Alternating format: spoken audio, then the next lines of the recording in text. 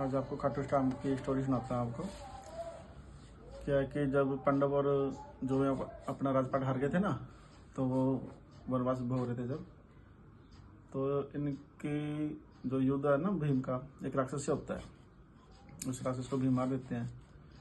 तो उनका क्या होता है कि जो उनकी लड़की होती है उस राक्षस की, वो बोलते हैं कि भाई हमारा ना रूल है ये, भाई तुम यहाँ के राजा बन गए, जो यहाँ को भाई जो मेरे पापा थे ना यहाँ के राजा थे, तो आपने उनको मार दिया, आपको मेरे से शादी करनी पड़ेगी।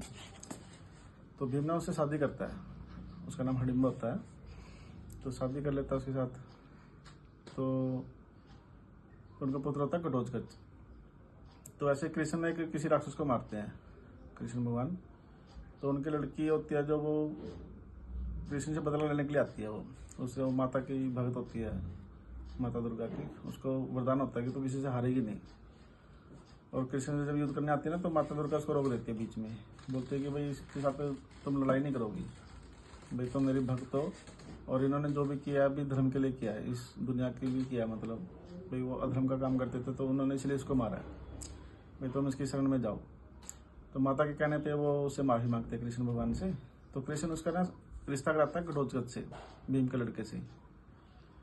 तो उनके पुत्र होता है फिर बर्बरी। तो जो उसकी माता दुर्गा की, तो उसकी माता इसको बर्बरी को बोलते हैं कि तुम ना दुर्गा की पूजा करो, माता दुर्गा की। तो वो बर्बरी का जो माता दुर्गा की पूजा करके, तो माता दुर्गा उसको 3 तीर देती है, खुश होगी उसी पूजा से।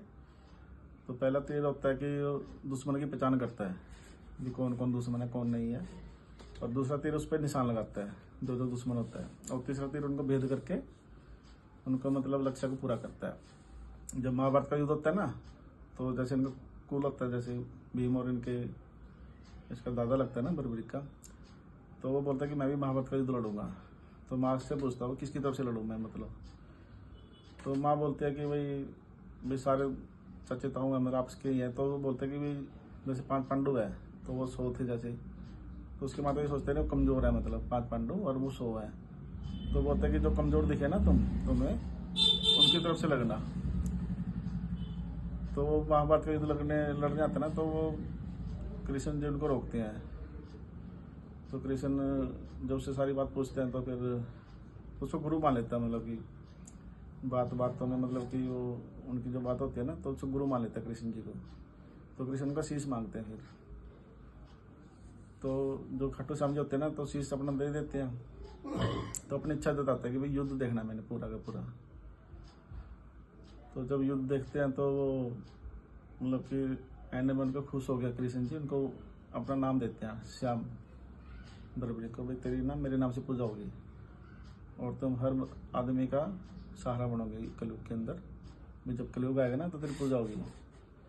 तो कलयुग में जो भी कमजोर होता है, जैसे कोई सहारा नहीं होता, तो उसकी तरफ लग के वो खाटू श्याम जी उसको मतलब कि आगे बढ़ा देते हैं, मतलब ये खाटू श्याम की स्टोरी है।